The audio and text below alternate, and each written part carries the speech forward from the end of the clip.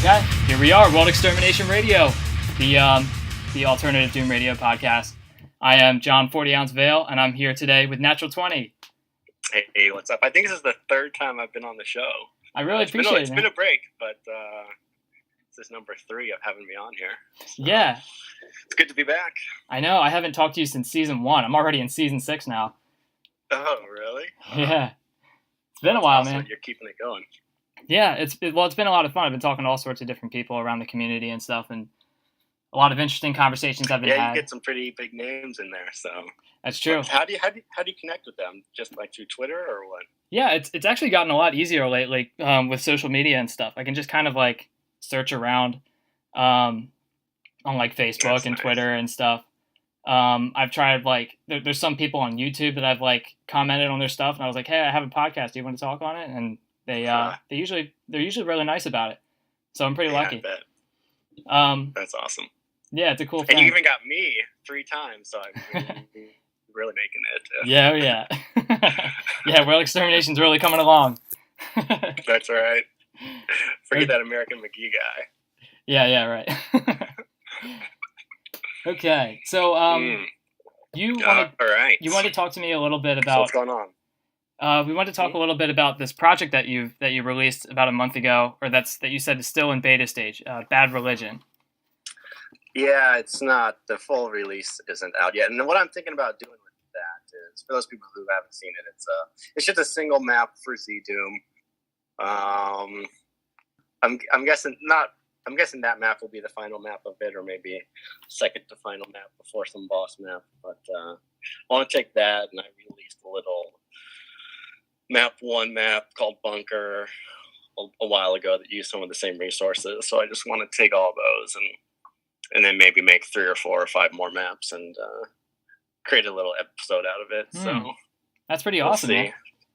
Yeah. So that's something that. So I did No End in Sight for a while, as some people know. Right. And that was vanilla, and it was Doom 1, and but we can go back even further to what I'd released before No End in Sight. I was doing Z-Doom stuff. I did Awakening, which was a Doom 1 map that was for Z-Doom and had some Z-Doom resources. And then I was working on that Industrial Zone map that you may remember. Yeah, you that's were around right. back in those days. I remember you were commenting on that thread. Do you remember that project? Yeah, I do. That was a huge map. Right, exactly. So for that, I had all these Z-Doom resources on my hard drive for a decade that got totally shelved because of No End in Sight.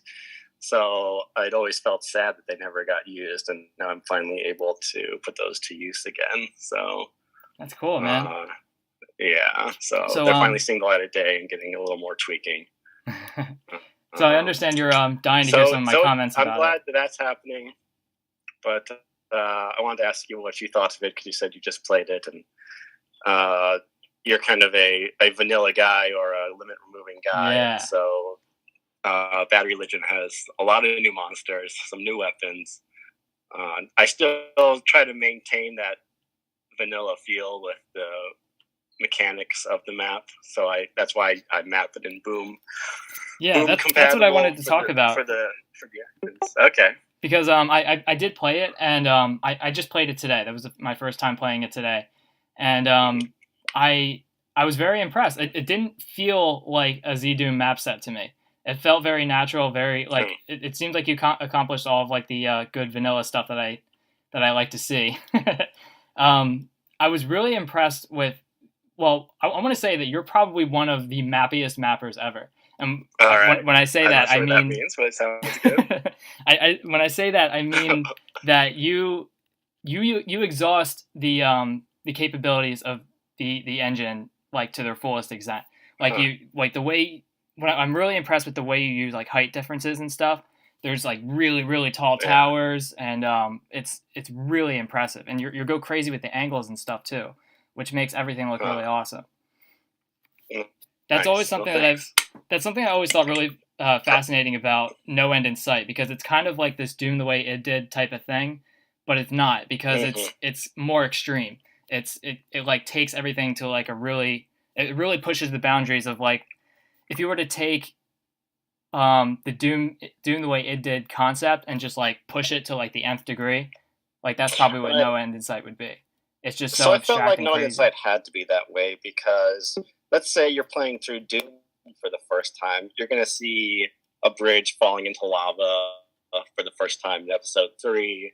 And you come across these new sort of events, these new triggers when you're playing through the original Doom that are used throughout, as you progress through the game. But you're mapping in vanilla, it's really hard to still create new actions, right? But I still wanted to create new situations for the player that they come across as they, progress through the game. So that's why I try to sneak things in, like shooting barrels to raise up platforms and things like that. I really wanted to still introduce new game mechanics to the player as if they were, as if we weren't hacking the vanilla engine, right? Introducing new things to them. So yeah, it's so that's why I try to push that engine and really do new things with it. That's pretty awesome, man. Yeah, No End in Sight's a very awesome thing. That's one of the things I like about mapping for the Z Doom, though, is because I know that Z Doom can do anything, so I can just like abandon that. I'll never be the guy who can like create a whole map appear in front of the player in Z Doom with endless scripting, or have a monster that teleports around. I don't know how to do any of that stuff, so I know that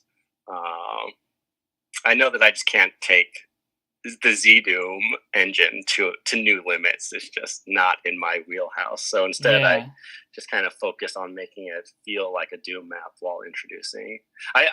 The way I introduce new things in Z Doom is with a few new monsters and that still fit within the kind of the feel of Doom and the new weapons that are balanced with the old weapons. So yeah, I felt that way when I was playing it. I didn't, even though it uses new monsters and new weapons and stuff. You introduce the new weapons pretty incrementally. So I got a chance to like actually try them and like get a feel for what they're like.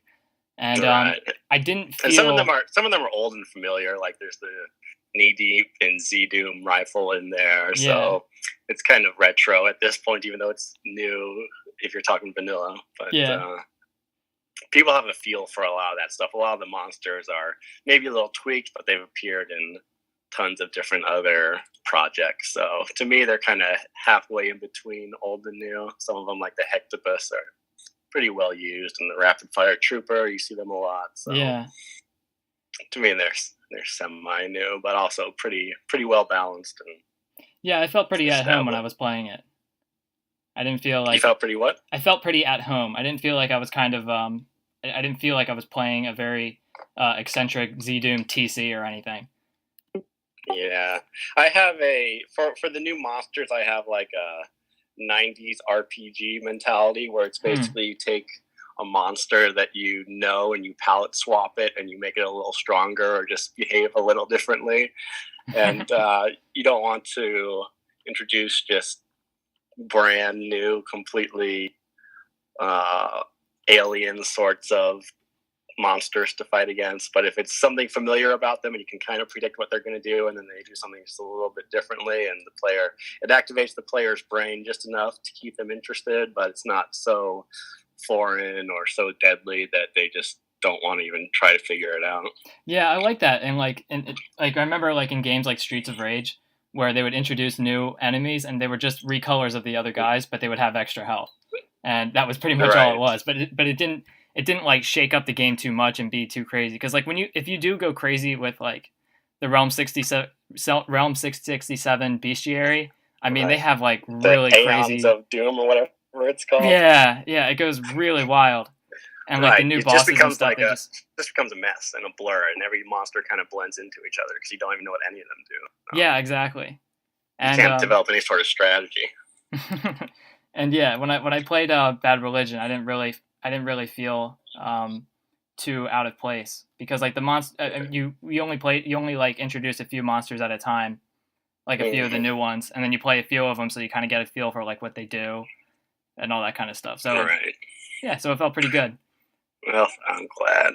Yep. Well, hopefully I can make something happen with it. So how long have you been I was working on hoping this? to maybe get something done by the end of the year, so I can have two big releases in the past year, but with no end in sight, and then something else on my own. But we'll see. How long do you usually spend working on a map? So it's kind of like its own process where the start of it is really slow. Like the first, it takes me months generally. Yeah. The short answer. The first several months, I'm just kind of tweaking it a little bit and not sure what I'm doing and building things and then deleting it and trying to build another little area over in this corner. And I'm not sure how I'm going to incorporate this into the rest of the map yet, but just kind of bits and pieces. And then once eventually enough of that transpires and I get this grand vision of what the map is going to be. And at that point, it starts happening pretty quick. And then maybe another few sort of months to get everything where I'm just working really hard. I get the layout done and everything fits together how I want it.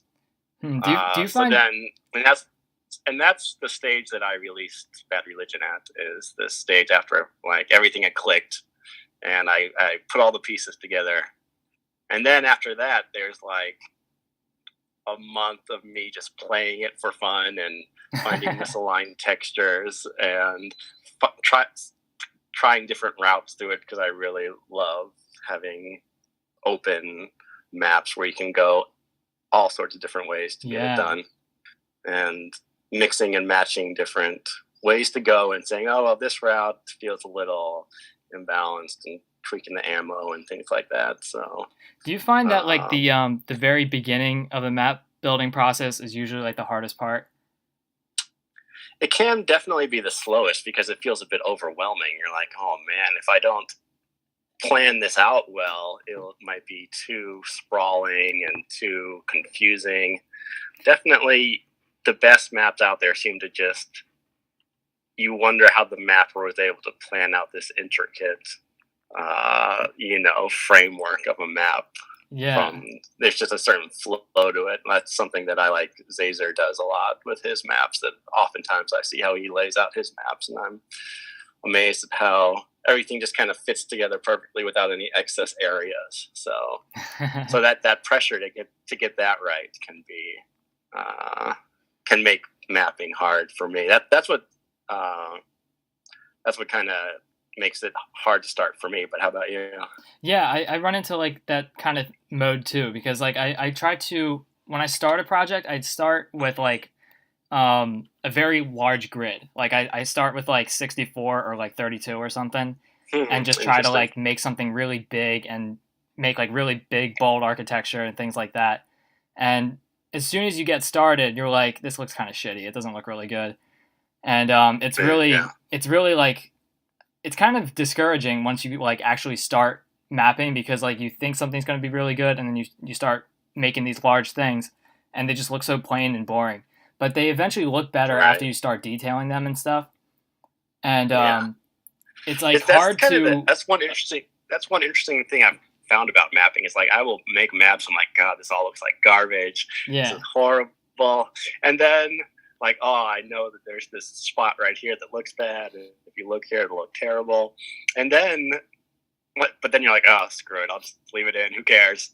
And then you play it a few more times, and you totally forget that's there. And eventually, just everything looks. You start thinking everything looks fine. You're kind of like, oh, this is how it is, and this is how it's supposed to be. So, yeah, like worrying too much about how good things look, like.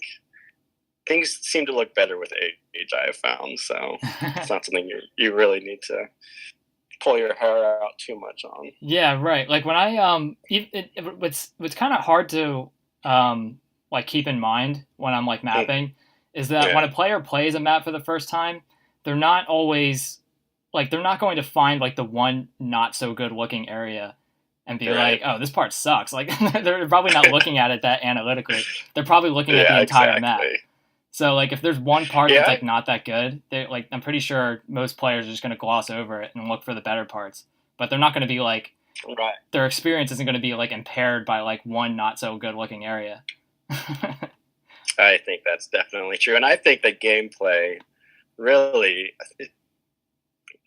plays a bigger factor, anyways. I mean, if I could play some crappy newbie wad where he gives you the plasma gun and has you go run through misaligned rooms, blowing away zombies with the plasma gun, and that's like that's more fun to me than some fantastically symmetrical computer panels on all the walls in all the right places, like kind of the standard layered ceiling sort of style that is pretty popular. You know, your mapping style is so like unique. It's not similar to what most people do. And when I play, I do feel like I'm kind of playing like a really supercharged 1994 WAD. Do you play? Do you play a lot of like 1994 type WADs? No, I don't. Really? I don't feel like I'm all that. I feel like I'm always just channeling Zazer. I always mention that guy because he's so good. But I really study his maps. You know, the guys who I worked with on No End in Sight are really my biggest influences. So that's why I was so stoked to do that project. But Zazer and Chris are two guys who just implanted in my mind like how to, styles that look really good with the Doom engine. So I'm oftentimes channeling one or the other one of them, and so. Oh, okay.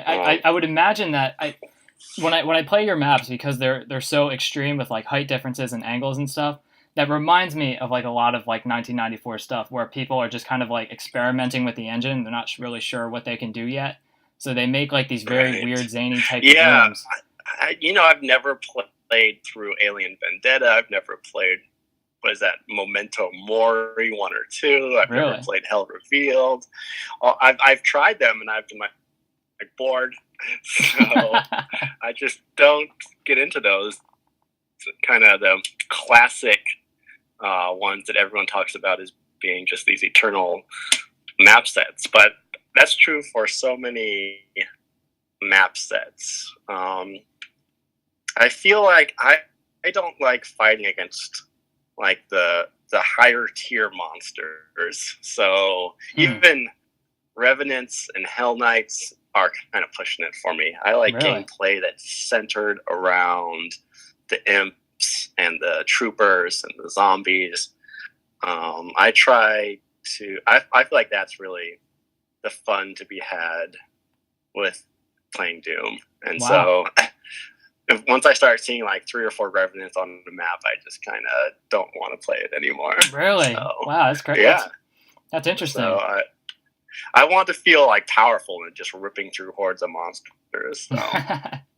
So, well, in a lot of cases, you can do that. Bad Religion, when I spawn a bunch of like Mancubi and Pain Elementals, I also give you a Cyber Demon friend to help you clean them up. So. Yeah. Yeah, well, that you can do that. I mean, if you're fighting like lots and lots of Revenants, if you use like for example, Time of Death, his maps use like tons and tons of hard monsters like Revenants and Hell Knights and Arc Vials and stuff, and he'll give you like a rocket launcher and like an infinite supply of rockets, and you can just blast through all of them. It doesn't take that long to get through a whole bunch of them, but you definitely prefer imps, right?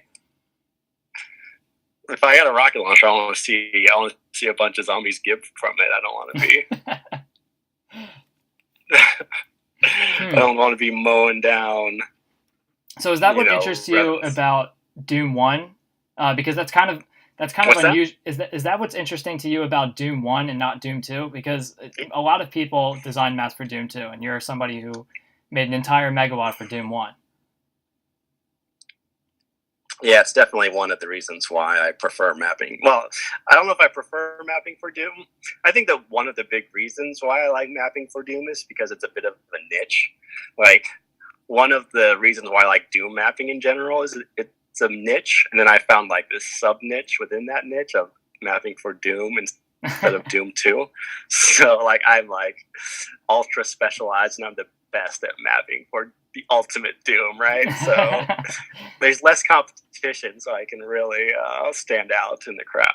So that's right. So that's one reason, but I do like the gameplay more with the weaker enemies and the normal shotgun and chain gun, and Yeah, I would much rather fight against lower tier monsters and then that just makes the higher tier monsters just a little bit more seem a little more of a threat and beefy, and so yeah, right. And I've complained a million times about the super shotgun, so I won't go into that again. But no, let's talk about it. You don't like the super shotgun? I didn't know that. Oh no, I don't like the super shotgun. It's just too slow, and I think it's overpowered. How dare you? You shouldn't be able to have a single weapon that works against like sergeants and spider masterminds and cyber demons. Like, you shouldn't have one weapon for all those different monsters that works the best. So yeah, I'm just not it's just, I don't know, it's too powerful, it's too slow. Well, yeah, I've had conversations with people before that said that, like, once you get the super shotgun, there's really no point in using everything else because there's no shortage of shotgun shells anywhere, and you can just crush anything with it. Exactly. So it kind of like eliminates the weapon variety in Doom because there's just a weapon that's just well versed in everything. Yep, that's exactly my point. It's just a little too good at everything, and it's always your go-to, which I don't like. So I tried to introduce new weapons into Bad Religion that kind of were good in their own ways and that you could switch to, and that might be better than the super shotgun in certain situations. So that's interesting because that is what I did when I was playing Bad Religion. Is I was kind of like swapping around the weapons and just trying to like find different ones that are good for different situations. Like the rifle is like pretty cool because it's kind of like a shotgun, but it's got that long range to it. Right, the accuracy is good on it. Yeah, but it's like not. It's not fast enough that you can't use it. So it's exactly. It's very conservative with ammo, but it's also not fast enough that you can take out a lot of monsters at once. So like if you're surrounded by a bunch of imps at once, I felt like I had to switch to the chain gun to like kind of mow them down. Right, exactly. It doesn't like hold monsters in the pain state, so you shoot it once and it might get a shot off before you can shoot it again. And it doesn't have a wide spread. The spread being very, very narrow is good for long distances, but it's bad when you're medium range because if you miss, it's easier to miss with that like straight shot. So yeah, and like when I tried to balance it all.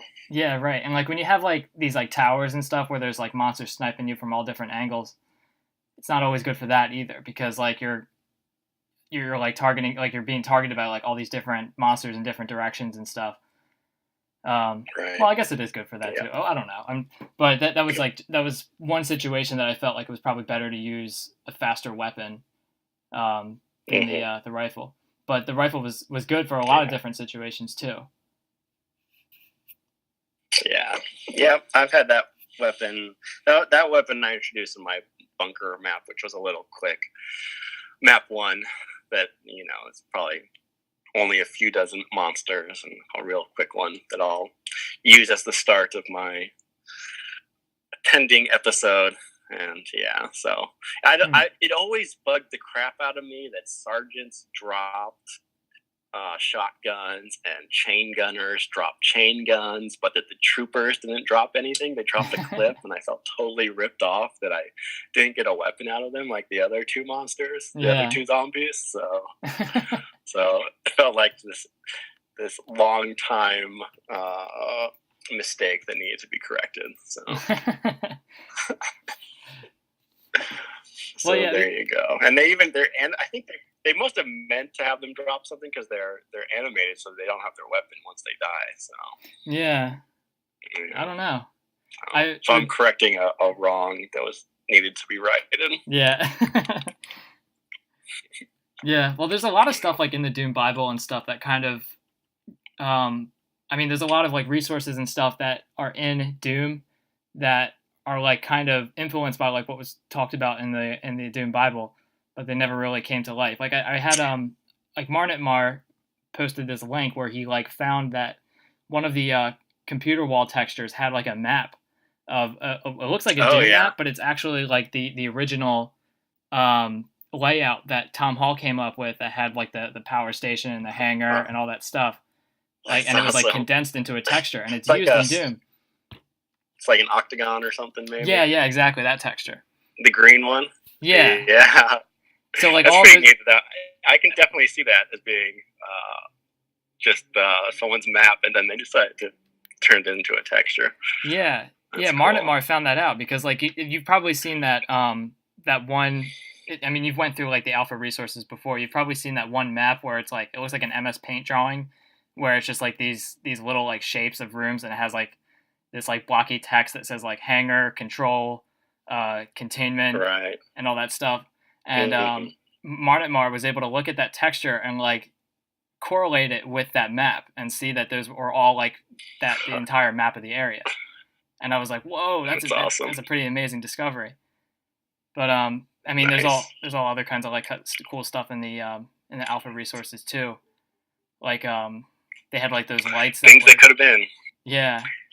Well, you got to think though that we got to be happy with what we got. We got the best computer game of all time. So. Oh yeah, definitely. You can't really expect much more than that. Do you agree with that? Do you think that Doom is the best computer game of all time? It's the only game I play. I've played so many other games, and every time you know? It's the thing though. Like when I play other people's games, like I used to. This doesn't happen as often anymore, but like when I was in like middle school and stuff, my friends would get like a new game on Xbox, and we would go over and play it, and I would just compare it to Doom the entire time. Yeah. It's just like, oh well, the shotgun in Doom is better, or like the monsters are just they're not fast enough, they're not interesting like they are in Doom, and like all kinds of stuff like that. Yeah, there's something about the style of Doom. Just the hell metallic theme is perfect. Yeah, it's like the perfect adolescent, world. So yes. that's one thing I like about Doom is it just kind of takes me back to being a teenager. Oh yeah, like I've grown up so much since then. Life is so different, but I can just play some Doom and like embrace my heavy metal, even though now it's like I don't even listen to music anymore, and if I do, it'd probably be like classical stuff. And but play a little Doom, and just the headbanging comes back. So I know, I do too. I feel like a little kid when I'm playing it. It feels it's so surreal. It's awesome, and it takes me back to another time where like things were just a little bit better. Life was easier back then, certainly. So it's like you had time to just think about your next map all day. So yeah, right. I know. Like I have no time anymore to do the things that I want to do. I just like no, I don't know. Have you been making any maps recently? I haven't. I don't. Not really. I don't get on DoomWorld that much because I don't have the net. I don't think I've seen anything you've released recently. Nothing big. I mean, I keep going back and forth. The thing is that when I spend so much time away from a map and I come back to it, I decide that I like want to completely change it because like my mapping style was different back then or something. So I like shift things around. So like how I've been like working on UAC Ultra 2.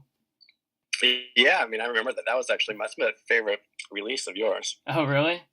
Because I've shifted like things that, around it's more a lot. open ended and there's more exploration to be had. That's what I liked about that. And you used one thing that really bugs me about monster placement and monster use is when everyone just spams automatically makes a monster def or ambush mode or whatever you want to call it, and it's like you turn a corner and they activate then and they have their activation sound, and it's just like you shoot them and they die and they don't have a chance to do anything. Yeah, and I feel like with UAC Ultra 2 you kind of had the roaming monsters there a little bit more, and like you had these interconnecting areas without blockage for monsters to roam around. So I noticed when I was playing that you had there's a little more randomness to it because of the roaming monsters, which I appreciate greatly, and just the interconnected layouts too.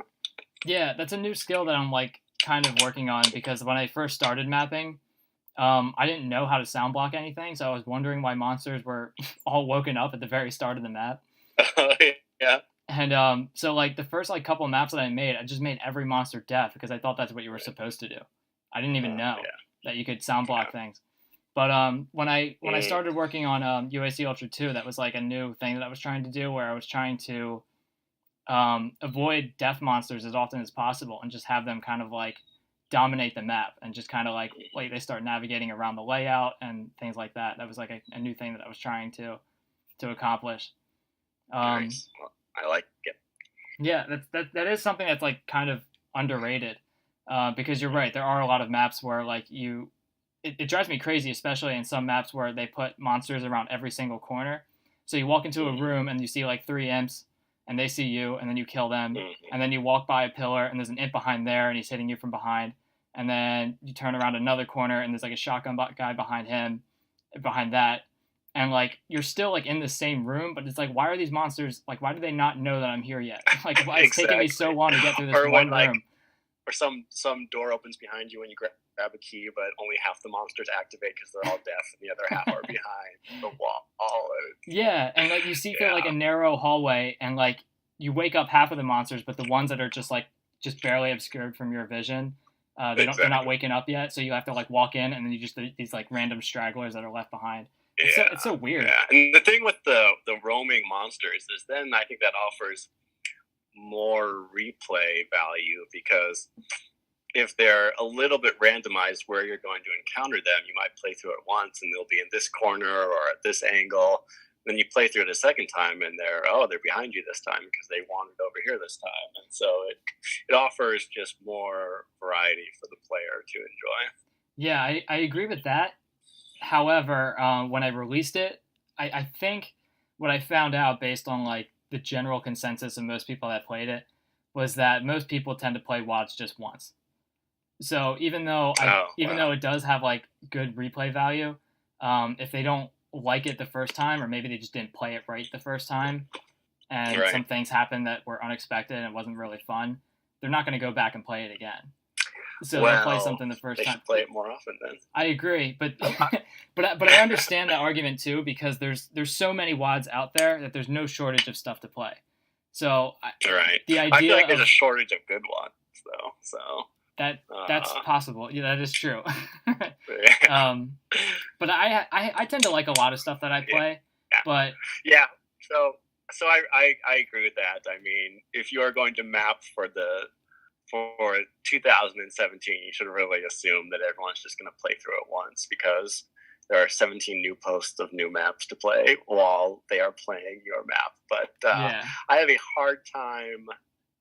Well, for No End in Sight, I just pretended like that wasn't true and that we were still in 1993 and assumed that it was the age when you bought maybe 2 new computer games a year. Yeah. And this was one of them.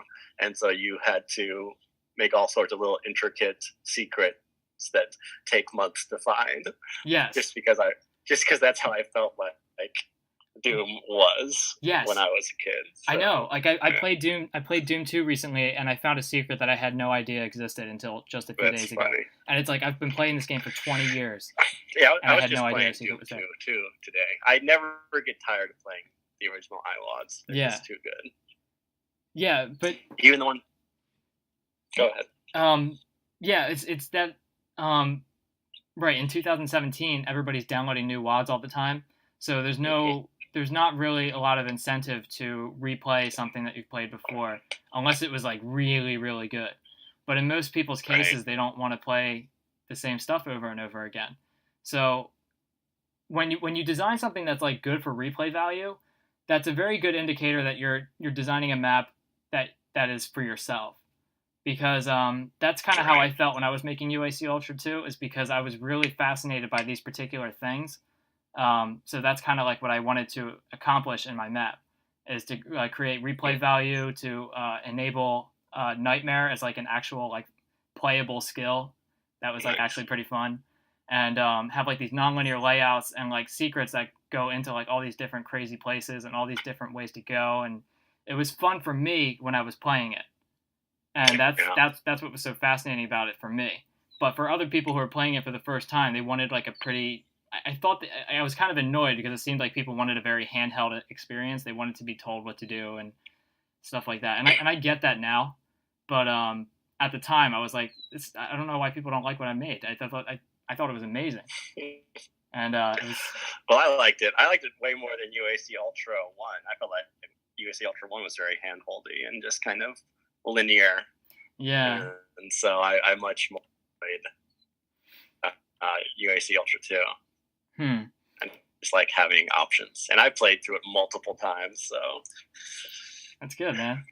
Yeah. No End in Sight definitely seems like that kind of project, though. It sounds like something that you would you could go through a couple different times and find secrets that you didn't know about before, or like find like alternate ways to enter an area and kind of like experience it differently almost every time.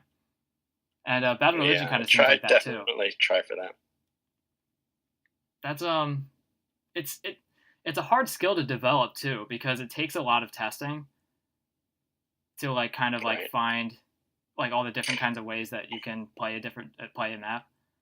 It's like for me, it makes mapping easier because if I test my map, I'm sure everyone does. I test my maps over and over again. I'll add 3 sectors and then I'll play this little section over again, and at the end of the night I'll play through the map 2 or 3 times. And if I have to do the same thing every time, then I just get bored with my map and I don't want to work on it anymore. So like I can't imagine making maps that aren't kind of open and allow for different routes.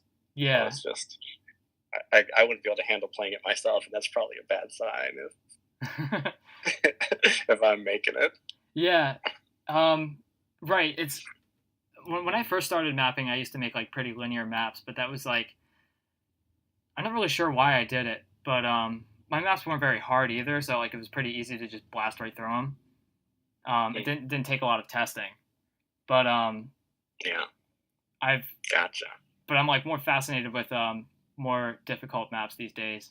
So the approach of making maps that have like multiple different ways, or no, that are like more non-linear, and it's because like that drives me crazy sometimes when I play somebody else's map and it's like too linear, because especially if it's hard, because they might have like a part where like you have to fight like a spider mastermind or something, and it just kind of like shows up unexpectedly and you don't have the ammo for it, and you're just like stuck with it. And you got no choice. Yeah, you have no choice but to fight it. And right. Whether you don't have, like, if you don't have ammo for it, like you didn't know that this was going to happen, and then like if it kills you, like sometimes they put you in situations where like there's like no way you can save enough ammo for it or something. And then every time you play the map, you get to like a certain point and you're just like, I'm not going to have enough ammo for this fucking spider mastermind fight. And it's just like, I'm not even at it yet, but I already know that I'm going to die. It's good to, if you like, I like making it where the player, if they take a certain route, then they come up against they're suddenly faced with monsters that they can't handle. But that's like their cue to turn around and go the other way. And go find a different way, exactly. Yeah. So, like, I will purposefully allow my players to stumble into battles with overpowered monsters, but I will also try to give them an out so that they can, like, so I feel like that creates excitement in your map, because you're like, oh man, there's this area that's tough and I can't handle it yet, but I want to go back there and see what's behind it. And as long as you reward the player with something substantial afterwards, and they have faith that they'll get something good on the other side, then it makes the maps more interesting and more exciting. Yeah, I agree completely. That's what I was going to say. I think that's part of like the excitement of Doom, is that like you can get into these situations that you're not sure how to solve, and then you have to figure out a solution on the fly. And if you're in a position where like, and like when it comes to like linear maps, if you're playing a map that's like too linear, you get into like this situation and there's no material to solve this problem with, because you're stuck in this particular area, and the only way to go is to go back where there is nothing. Just all the items you already took, all the monsters you already killed. There's nowhere to go. Right. And so like having this kind of like puzzle to solve is like what makes it exciting. Right. For sure.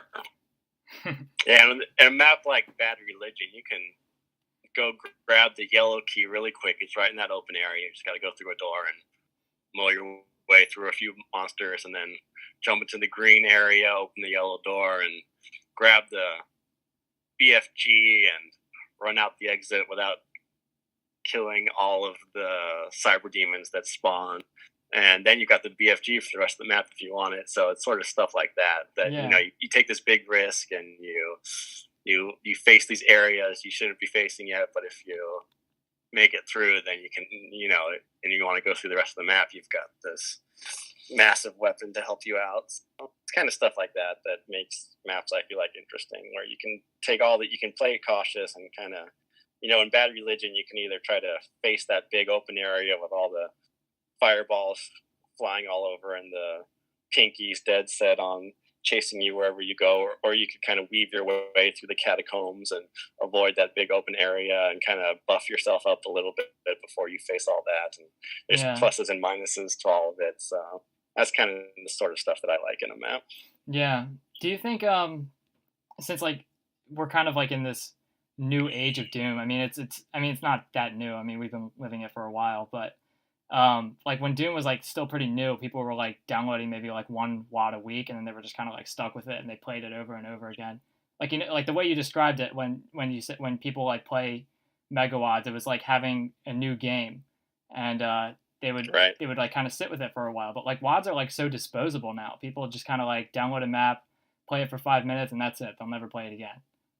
And it's a little discouraging. Yeah, I feel like that was kind of always the case though, because if you remember back in the, you know, I don't know if you were playing Doom then, but even back in the early days, there were these shovelware CDs of like 3,000 new maps for Doom, and they were all, of course, just complete garbage. Yeah. And I wonder where they come from.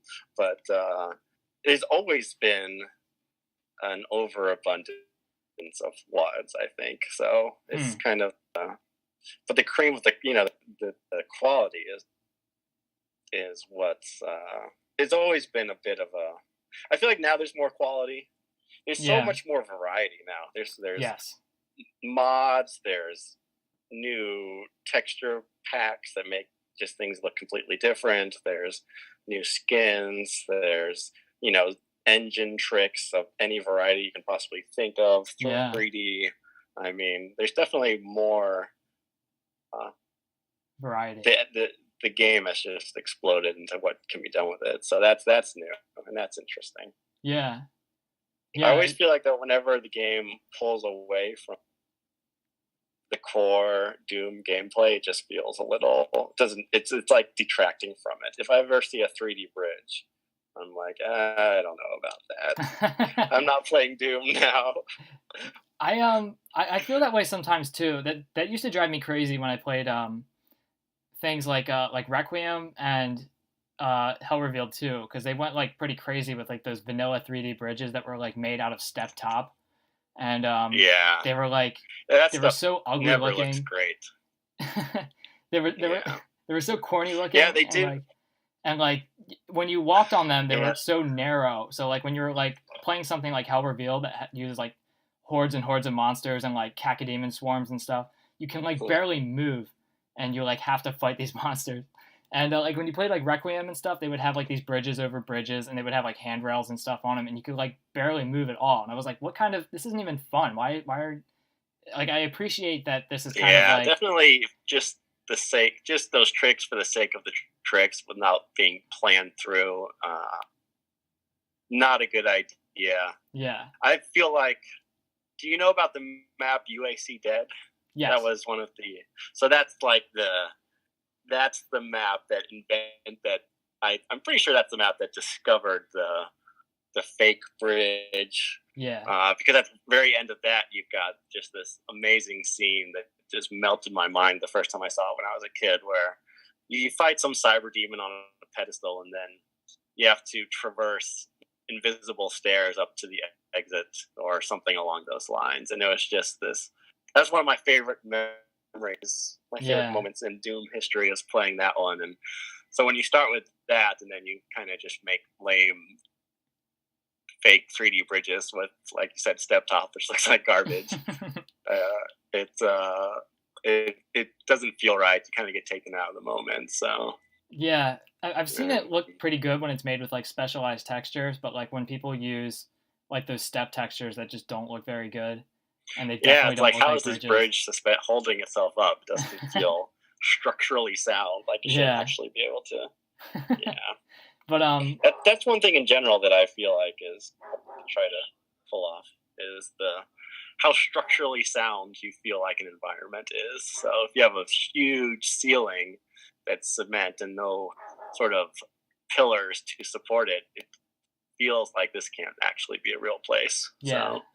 I agree with that too. I do that a lot. Like when I make like a very big building, I have like very big support beams like holding it up, or like or making it look really fortified and very just like very sturdy. I feel like that feels right to me. It feels like it doesn't like you said, like if there's like a really big building and it's supported by like these tiny little metal bars as like support beams, it doesn't look right. It looks like a very poorly designed building. For sure. It looks like it should just collapse in on itself. Right. There are like a lot of really cool tricks though, like in UAC Dead, where you have like those invisible floors. Invisible floors is something that I've been trying to look into more because they're very underused. I don't see them very often unless they're being used for 3D bridges. But like I think they can be used in such a way where like I've been wanting to explore with it more in like tech bases and stuff, where they can kind of like give you the feeling of being on like a glass floor and there's like computers and tech and stuff below, and that can look really cool. That would be cool. There's one trick I did in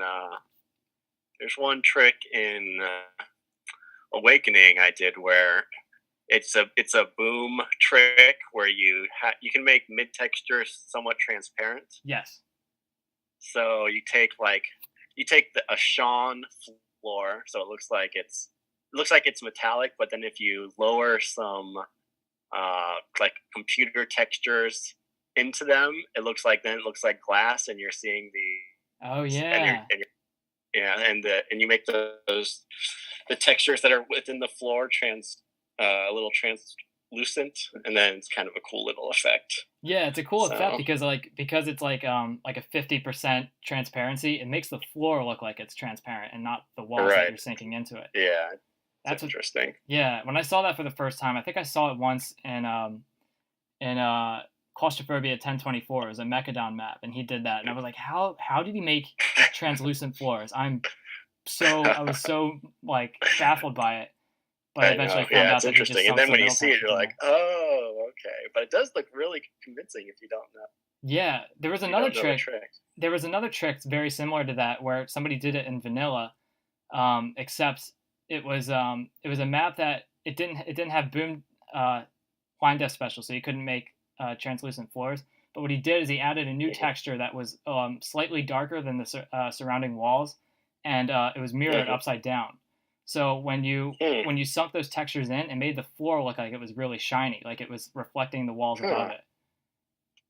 That's pretty cool too. Yeah, I've been trying to look into that more too. I want to like make some like cool invisible floor tricks where like it kind of looks like the floor shiny, but it's kind of like hard to get that effect to look right when you're using solid textures. It looks better on boom when it's like translucent. Yeah, I feel like you need to have like the mixture of the floor texture and the wall mid texture to really pull it off. Yeah, like you can make like really specialized textures where it like kind of looks like the surrounding floor that you use, but it's not always that good. But that kind of like Doom magic type stuff when you have like invisible floors and stairs and stuff that are like lit up by candles. That stuff's awesome. I love that. Yeah, no, that's cool. I use that a lot in the beginning of the end. Not a lot, but it was hard to pull off. To this day, I would still have to go and study it again to figure out how to make it happen. And when I used it in my first releases when I was a kid, I just kind of poked around with it and moved vertices around and played with side defs until it worked. And sometimes it seemed to work, and sometimes it seemed to not work, and was never quite sure why. But are you talking about self-referencing sectors? Yeah, exactly. Yeah, that's like a weird. It took me a long time to figure it out too, and it's like even to this day, I don't know if I could like explain to somebody how to do it. Right. It's kind of like a weird. I don't know. Like sometimes it works and sometimes it doesn't. I'm not really sure why it doesn't sometimes. But yeah, I'm exactly there with you. There must be more to it than what is discussed in like the little, because some people write about it. I've gone to little how-to guides on it, and like I follow the steps, and still sometimes it does and sometimes it doesn't. So there must be something else going on there that no one's quite explained yet. Yeah, like sometimes it has to do with like the node builder that you're using, and like sometimes like your node builder will like see those like unclosed sectors or whatever it is it's made up, and like do something, and then that effect is ruined. And it drives me crazy sometimes when you actually get the effect to work, and then you work on the rest of the map and then save it, and then the effect is screwed up again and you're not sure why, and you don't know how to get it back, and it sucks when that happens. It's just these like hacky like Doom stuff. Have you ever seen Linguisa's Lingwordles? You know what, I was going to bring that up because I just heard about it on the podcast of his interview, and I checked out that thread, and I was just blown away by it. So I haven't actually seen it in practice, but how cool would that be if someone was able to create an editor where you could just do that without and then suddenly you have portals that you can look through. Yeah, that's in the vanilla Doom engine. Yeah, that would be. When I saw him experimenting with it for the first time, I was I was kind of convinced that he was using instant floor moving tricks to like kind of recreate that effect. And, oh, really? And seeing him do it that way, he was punking everybody. Yeah, that's what I thought at first, but he actually really was like modifying. I'm not really. Honestly, I don't know. I don't know enough about programming to like be able to explain it. But he's he really was like messing with like the BSP tree to get the effect that he was trying to accomplish. But after watching that, and you can like see that, and like I thought that he was using instant floor moving tricks. It might be possible to like kind of like fake the kind of the portals that he was making by using those instant floor moving tricks instead of using the BSP tree how he was doing it. I think you could do it in Boom, I'd say. I don't think you could do it in vanilla because there's floor and ceiling textures being changed, and I think in vanilla when you change the floor or ceiling, you can basically only do it once. Like there's just the line def types just aren't there to repeatedly do that sort of thing. I could be wrong. But, is that true? Are you talking about like the kind of trick where like, or not? It's not a trick, but they have like a line def special that changes the floor texture to the surrounding floor texture? Yeah, exactly. That's a really interesting line def action too, because it's something that I've been wanting to use lately. Is you can like use it where you can make it so it's possible to get more than 100% secrets. Right, I saw a thread about that one too. That was funny, where someone posted a demo of playing some WAD where they got more than 100% secrets. Yeah. In layman's terms, for people who are listening, that's kind of like it's a trick that like the when it borrows the surround, like there's a line def action that when it lowers down it borrows the surrounding floor's textures, but it also borrows its effects too. So like if you make it a secret, the sector will lower down and it'll become a secret. So like you can get more than the max amount of secrets that were originally on the map, and that enables you to get over 100% secrets. So you can make like a super secret and put that effect in it, and then somehow you get like more secrets than you're supposed to. That's a good idea, actually. Now that I think about it, like your super secrets, one of the secret floors just be something that's changed type. Yeah. And then you could really reward the player with 112% secrets, like the last map of Doom, where you get like 3,000% kills. Yeah. Instead, it's like 4,000% secrets because you have one real secret on the map and like 27 other fake secrets. So, yeah, you could just put like 100 of those like effects like in those sectors, and then just like and then bam, like 8,000% secrets. Whoa. I really explored this map. You might be able to design a vanilla map where the player can just keep lowering and raising a floor, changing its type, and then have an arch file that just endlessly respawns, or reincarnates monsters, and you can make it so that the player can get any percent they want with the monster percent kill and the secret percent kill. Yeah. That'd be a funny little trick map. That's always been a fun exercise for me, to play vanilla Doom with nightmare mode on, and just try and play a map for as long as humanly possible, and just try to see if I can get like as many percent kills as I can possibly get. There was I made this one challenge one time where I wanted to see if people could play map 16, the suburbs, with on I'm Too Young to Die, but with respawn monsters on, and see if they can get as much as 10,000% kills, and record a demo of them doing it. That's a cool little competition to have. Like have the respawn competition to see how on any given map and see who can get the best percent kill. Yeah. Although it'd be kind of open to exploit. Like you could just find one little zombie guy and sit there and murder him again and again. Yeah, if you wanted to. Yeah, right. If you wanted to play for like 10 hours, you could probably do that. Yeah. But there's people on DoomWorld who would do it, because when I made that challenge, people got it pretty quickly, and I was really impressed. Yeah, well, that's awesome. Have you seen like Alfonso's DoomWorld megawad, or DoomWorld Iron Man competition? I've seen the threads, but I haven't really checked it out. It's just people who play through a megawad without dying as long as they can, right? Yeah, that's all it is. Just an endurance exercise, see how far you can get through the megawad without dying. And it's really eye-opening, because I didn't realize that there were so many like amazing Doom players. I mean, there's some people like Blood 8 Crypto will play through pretty much any megawad from start to finish, no dying. And I don't know how he does it. But he records demos and you can watch it, and he's got the sharp reflexes, and he's very tactical how he approaches each situation, even when he doesn't know what's going to happen ahead of time. That's cool. It's very impressive. I feel like there are some situations in people's maps where it's just cheap. Like where mappers just make really cheap moves on you, and you can't know this is going to kill you until it happens to you once. That's interesting that there are people who kind of play with a bit more caution. Yeah, they can get past that kind of stuff. And right. I'm not one of those people. I'm too impatient when I play. Yeah, I hear you there. Me too. So, yeah, I wonder about, is there really such a thing as being good at Doom, or is everyone kind of maxed out? After everyone has played Doom for the past 15 years, is everyone just kind of at the equal skill level of Doom? Is there really a curve these days, or is everyone just kind of got the same skill level? Yeah, I don't know. That is something that I've been like questioning for a while, but I didn't really know until this DoomWorld Iron Man competition came out, because people would post these recent demos.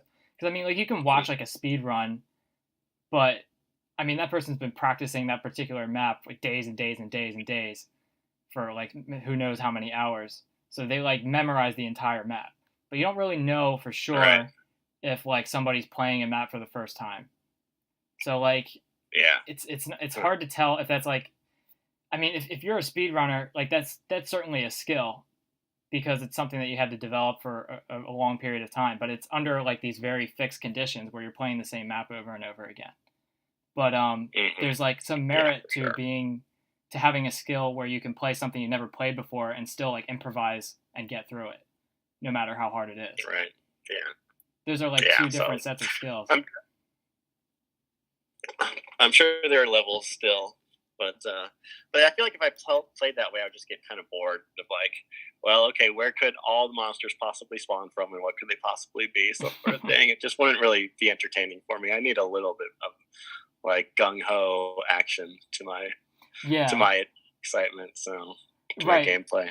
But that's right. That's what I think about too, because like, are you playing to win, or are you playing to have fun? Yeah. And sometimes those two things can't. There's like sometimes being like winning is a pretty important part of having a good time too. But sure. But it's also fun to just kind of like throw yourself into a reckless situation and just to see what happens. Right. Exactly. Go have fun. That's what I like to do. Is like if I see. Well, I gotta get going. 40. I got some stuff to do today. So. All right. Well, I really appreciate you being on the show, man. It was a lot of fun talking to you. It was awesome. I always enjoy coming on here. Yeah, if you want to do this again another time, I'd be happy to set up another show, because I'm doing these like all the time now. So it's yeah, I know you're cranking them out. I've been listening to a bunch of them, so keep them coming. Okay. Well, it was good talking to you, man. We'll keep in touch. Yeah, it's been fun. I'll talk to you soon. All right, see ya. Thank you everybody for listening. Thank you for tuning into the show. We'll do more episodes eventually, but I'm probably going to be taking a little bit of a break because in 2 weeks I'll be going to Europe. I have a Europe trip planned. So if you are from Europe and you'd like to meet the real 40 ounce, you can get in contact with me. Send me a private message on Doomworld or something. Well, maybe we can work something out and we can meet up.